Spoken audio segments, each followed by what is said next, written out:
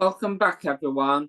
In this episode, we're going to look at the association between autism and evolution. If you found this content interesting, please may you click the bell and subscribe.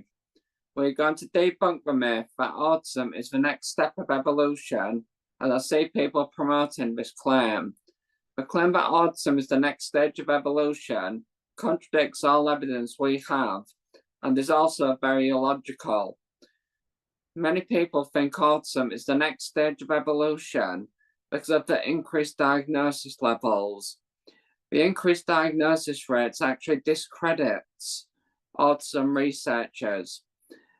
There's such a high increase because the autism spectrum has broadened by changes to the diagnostic criteria. If the research was progressing, we should be moving in the opposite direction. Each time the diagnostic criteria has been revised, autism has become more and more subjective, but it should have become more objective. Autism research showing regression does give a point to the neurodiversity paradigm.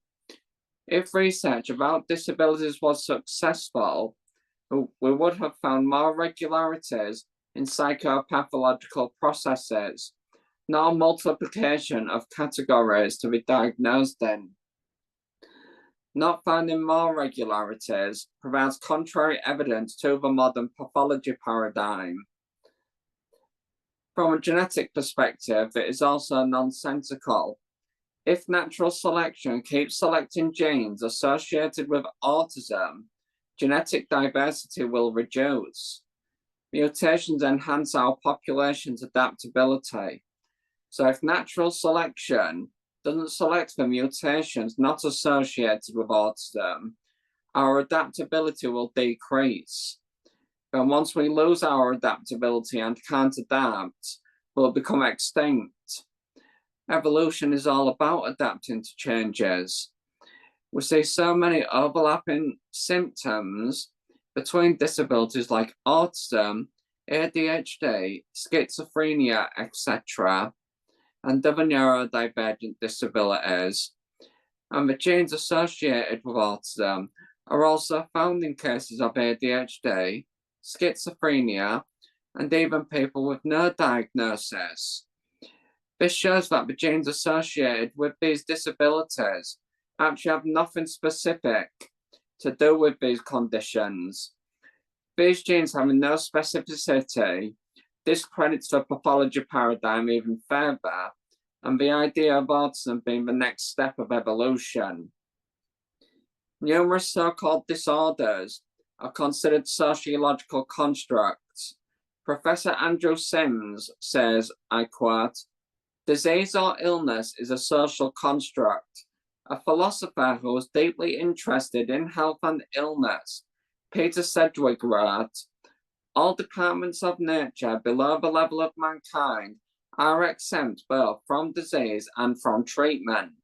Until man intervenes with his own human classifications of disease and treatment, the blight that strikes at corn or at potatoes is a human invention.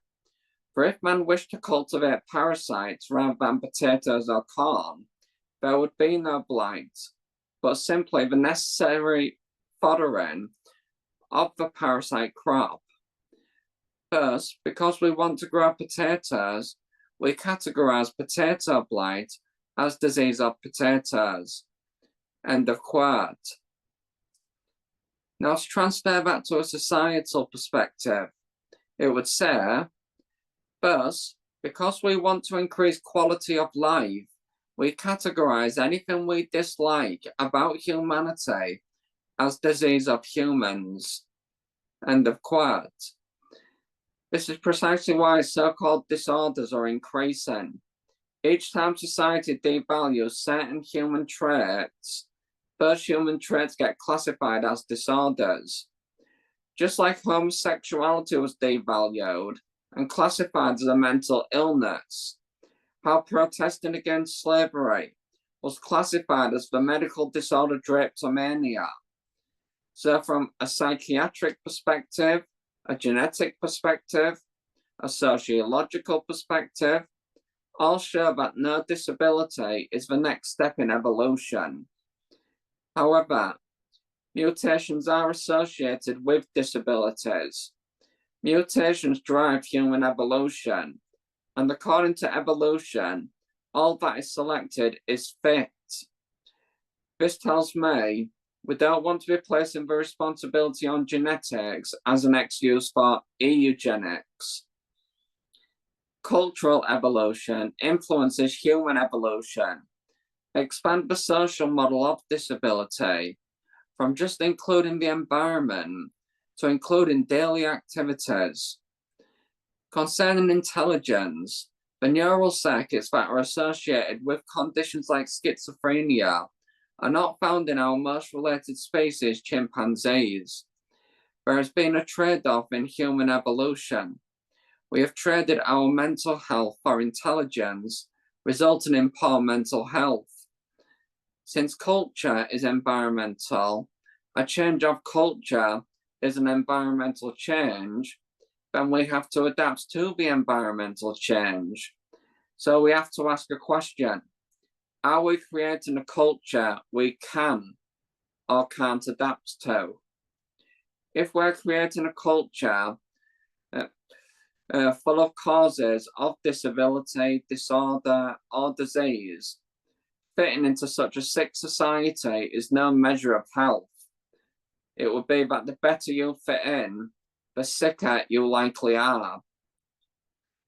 Do you find the settings of your culture stressful, such as exhausting hours at work, more processed foods on the market, more drugs instead of natural remedies, traveling on vehicles, reducing how much exercise we get? On the where our cultures work, we can say that we have sacrificed a lot of healthy practices for the sake of modern technology. So many things that were promoting our health in the past, we are just thrown in the trash. I can go on and on. Our culture is making people do activities that are the very causes of diseases, sickness, and illness, such as stress, for example, depression. These are two of the biggest causes of things like Alzheimer's disease, forms of dementia, etc. Someone called Dr. Gabriel Maté wrote in his book, The Myth of Normal, I quote, "The same sensitivity genes that in a stressed environment can help potentiate mental suffering may, under positive circumstances, help promote stronger mental resilience and therefore happiness. Sensitive people have the potential to be more aware, insightful, inventive, artistic, and empathic if their sensitivity is not crushed by maltreatment or disdain." Close quote. Take notice of those adjectives that were in that quote there. Sensitive people, more aware, insightful, inventive, artistic, and empathic. These are often terms used to describe neurodivergent people, or those who we currently call neurodivergent. Because the truth is really, there's no such thing as a neurotypical brain. Right, so just as a quick brief recap, disorders are sociological constructs, and genetics associated with these disorders are in people with and without the so-called disorder, and all people exhibit various psychiatric traits. Some workers at medical schools have suggested everyone has at least one psychiatric disorder to one extent or another. Someone called John Ratey calls the milder versions shadow syndromes. So those of us with a diagnosis of autism simply have the same so-called disorders as everyone around us. Dr. Gabriel Maté, I quote, "Professor G. Hanning Austin, an academic and researcher, leads a genetic counseling clinic for mental health in Vancouver.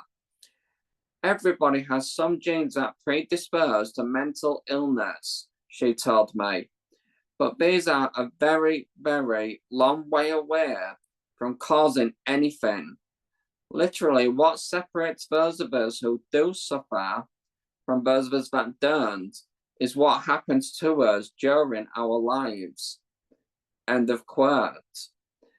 So a lot of it is, so when it comes to autism, disabilities people are born with, it's what is the mother exposing herself to, the pregnant woman?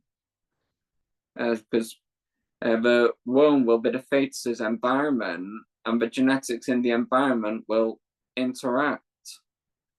So what genetic interactions are occurring? So it can be said that simply, those of us with a diagnosis, but our genes are more sensitive, and but not necessarily that our genes are inferior.